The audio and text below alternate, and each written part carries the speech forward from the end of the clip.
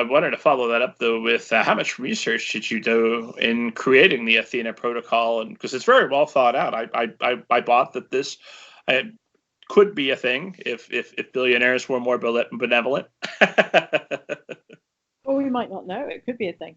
But I think, well, listen, I think some billionaires are benevolent. You know, I think about something like Bill Gates, who's going out there and solving issues to do with sanitation now, for example, or malaria, that really no government was tackling. So, you know, I think that potential is there, and as more individuals and corporations get wealthier and wealthier, I hope that they take that responsibility very seriously. You know, it's something that I think is very important.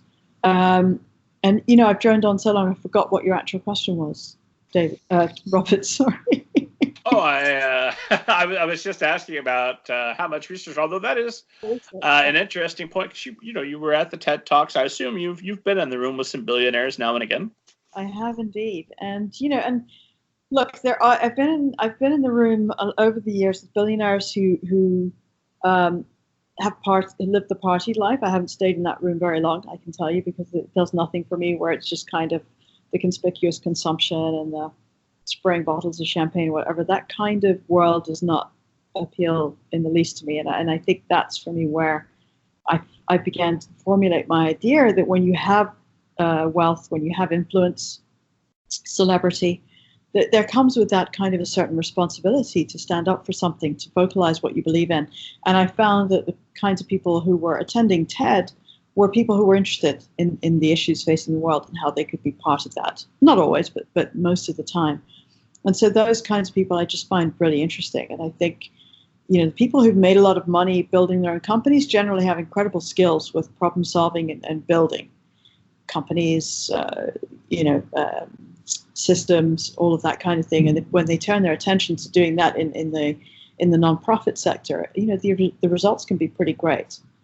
Also with the Athena Protocol, I should just mention that we've always tried to, with our books and movies, do charity premieres or to give back in some way, rather than waiting to become a billionaire, which may or may not happen. You have to sell an awful lot of books.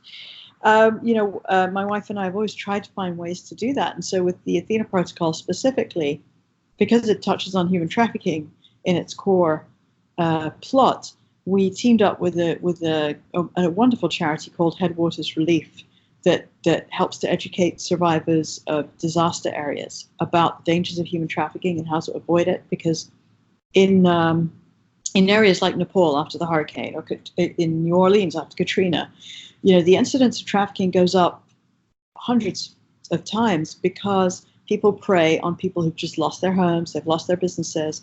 Sometimes these kids have lost their families and they become very vulnerable to human trafficking.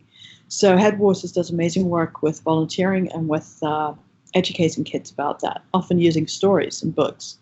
So whenever anybody buys a copy of the Athena Protocol through the Amazon links on my site, I will donate my affiliate fees to Headwaters. So that was kind of like a small way for us to kind of chip in and make a difference.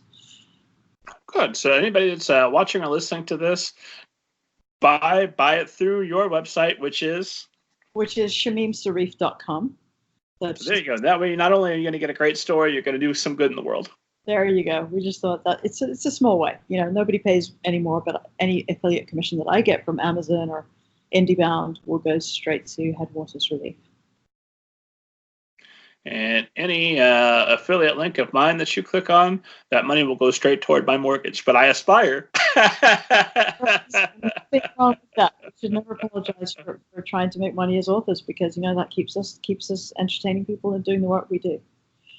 Well, I hope that lots of billionaires buy copies of the Athena Protocol and read it and get inspired, and we make this to be a real deal.